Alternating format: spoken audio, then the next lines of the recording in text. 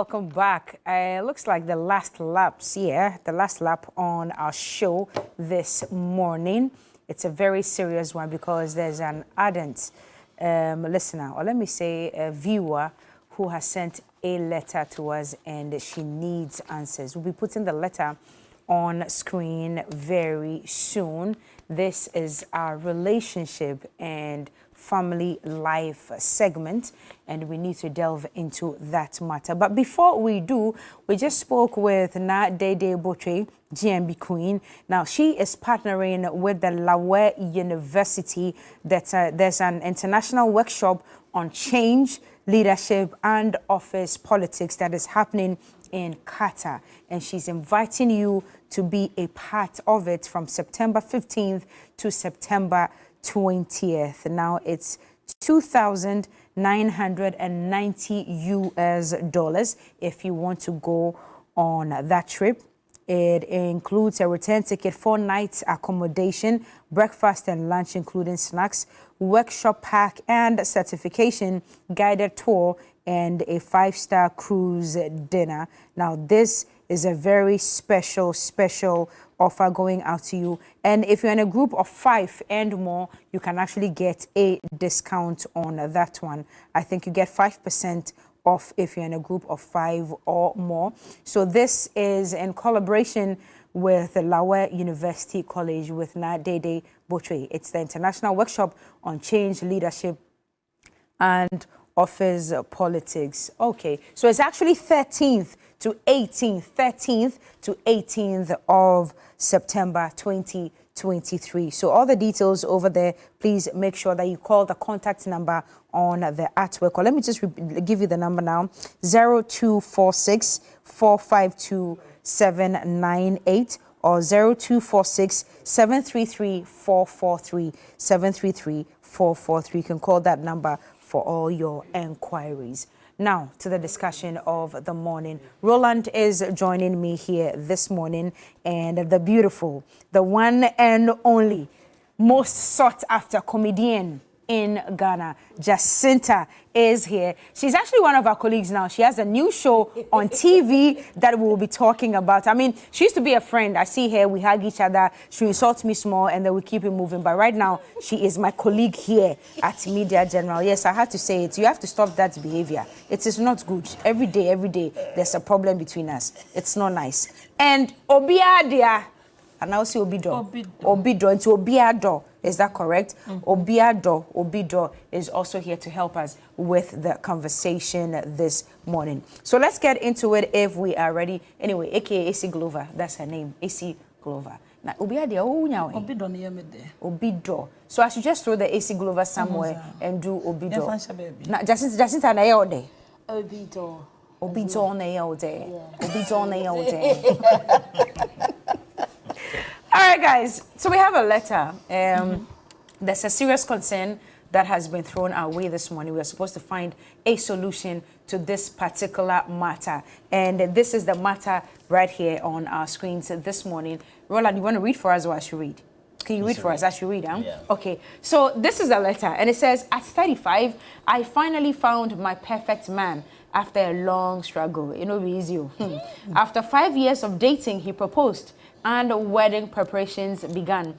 As part of the requirements, we had to take HIV tests. I discovered a discrepancy when I found his original medical results. Original meaning that, okay, which were different from what he had shown me, confirming he is positive. Ooh. Wow. Confronting him sadly, his reaction hinted at guilt and confirmed he had been aware and thought it would not be a problem since he was on medication.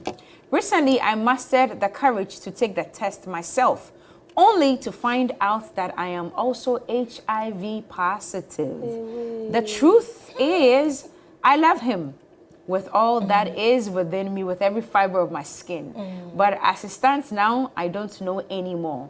With joint businesses, properties, and assets, all mostly in his name, I am torn between ending the relationship and facing an uncertain future. Please, New Day, help me.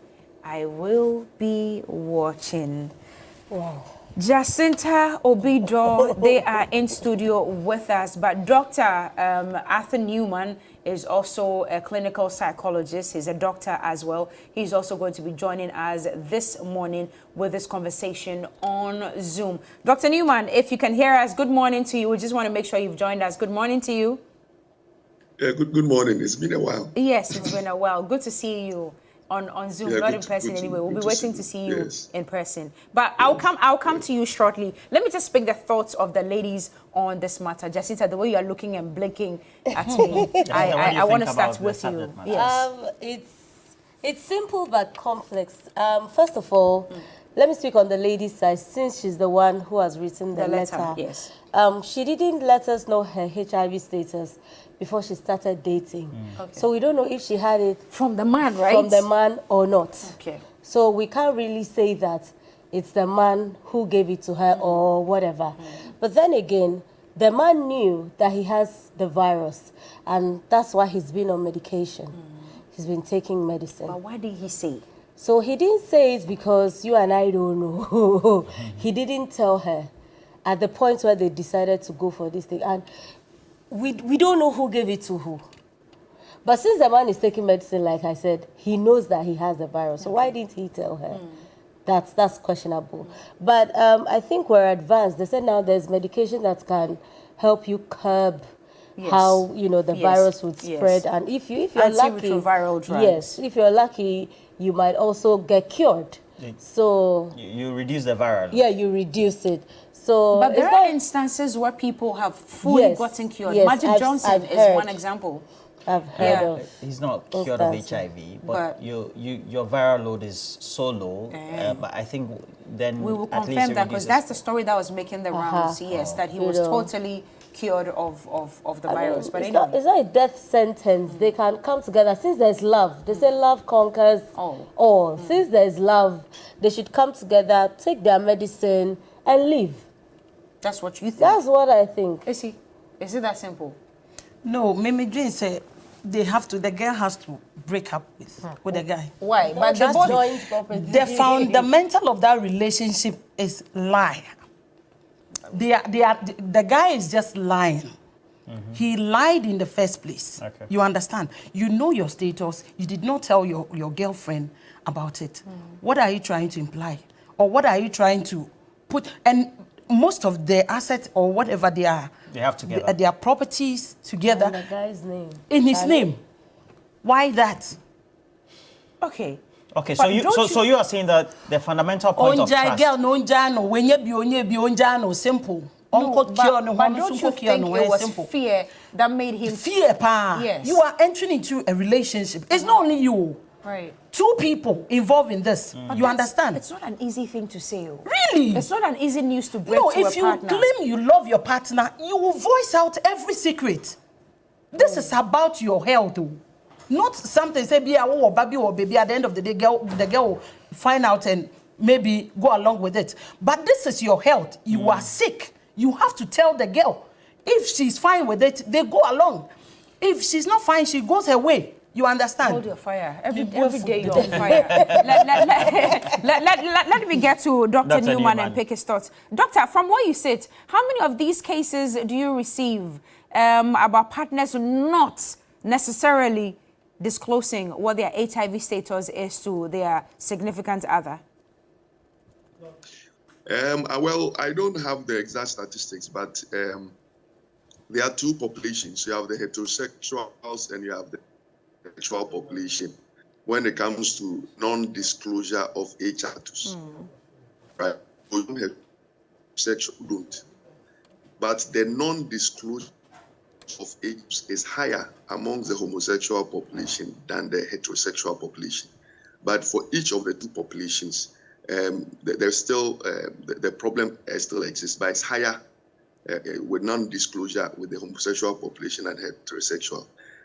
But you know, it's not that simple, because you see, for HIV, the stigma with HIV and people's anxiety around it in terms of finding a partner and the way forward, it makes a lot of people decide not to even talk about it. Right. Right. And so it's not, whilst we are reading this. I was trying to put myself in both shoes to see what would be running through their minds. But life is not that straightforward. It's not that simple.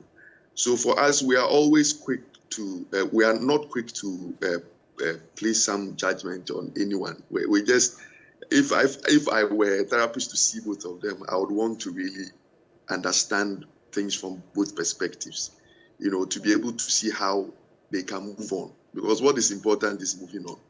So, but non-disclosure is there. A lot of couples who are married but they don't know. It's later on, and sometimes it's the women who, even when they are married to the man, maybe the man has HIV, they don't know, and they become pregnant. You see, when you become pregnant and you go for antenatal clinic, then they begin to check all that.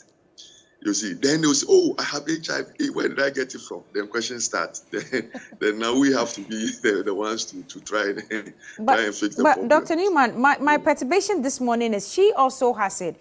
She's confirmed now clinically that she's HIV positive. Why is she even entertaining the idea of leaving the relationship? That's the part that I don't understand. Like I think the second lady talked about, the foundation is just wrong. It's just off.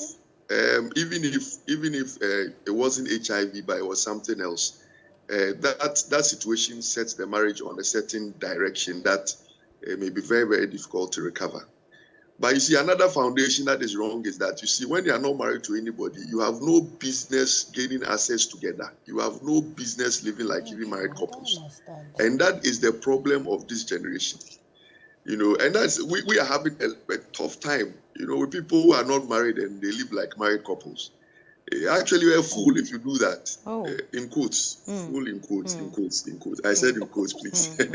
No, we understand. That is the problem. You see, the problem is that in this generation, you have people who are not married, but they live like married couples. Buy houses together, you buy lands together. Like, I don't know what because that is the major challenge we're having in our facilities. You have to, so you see, when you invest so much in someone before you marry them, then they are living, and the marriage that happened, it sets you on a certain path that messes up everything about your life. So the foundation is wrong on both ways, like the second lady talked about. Then the next foundation is that when you're not married to anybody, you don't go about paying their fees and renting things and buying houses and those things, you know. And now, when you know what is happening now in Ghana, right? Now guys who invest in girls and girls don't marry them, they start killing them, you know. And people live like married couples. And when you do that and the thing doesn't work out well, then you live in a certain your life goes in a certain direction that is there forever. You know, so that is also a very wrong. So I think that if I were to see both of them, I would really be cautious telling the lady to go ahead and marry the guy. Very, very cautious, because the foundation is just off. Okay, so before I let you go, since you're going to tell her to be cautious in marrying the guy, she's contemplating leaving. Would you tell her to leave? Well, first of all, I would have a session with both of them to understand things from their perspective, to know whether it's just the HIV thing that is the problem, and see whether we can fix the problem. But with this, I would tell the lady to leave. Wow. To live her life. Is me, Dr. Newman leaving us? The foundation yes, he has to leave us. If you've got questions for him. So Dr. Newman, then medically, what is available for the two of them? Well, HIV treatment now is very, very easy to access. You go to the hospital, they would give you medications. You take your medications every day. Your viral load will come down, so your transmission rate may even go down and stuff like that. And you're able to live a very, very normal life. So the two of them, if they take their medications faithfully, and if anything comes up, they go to the hospital, you know, we're able to help them. And they should be able to live a very, very, very normal life. Okay. So if the lady is not leaving, the next step is that they should be able to seek counsel. The two of them need some kind of counseling. If they end up getting married, they can go ahead and take their HIV drugs and stuff like that. So yes. Does it mean that when your viral load is low, you limit spread, or? Yes, you do that. Okay. Doc, can they have a child together? Can they have children? Oh yes, they can have kids together. Now, even if the mother has HIV, the transmission to the baby also, there are things that the obs and gynae people will do, start off some medications and stuff, and the transmission to the baby is also very, very low. Wow. It's lowered when they, yes. So as for the HIV bit of it, right, they can receive some help for them to go about their normal activities, right, without the problems we used to have those days. You understand what I'm saying? So that one can be dealt with in terms of medically trying to improve on their quality of life, prolong their life and stuff. And they can actually live a very, very healthy life. Then you deal with the psychological problems with depression and stuff. This lady is likely to go into depression, have some suicidal thoughts and all that. Okay. So that one, the therapist would have to deal with that aspect. Okay. Yes. We appreciate your time, Dr. Isaac Newman Arthur. We know you have to go. Thank you so much for being with us this morning. We appreciate it. Thank you very much. I'm grateful.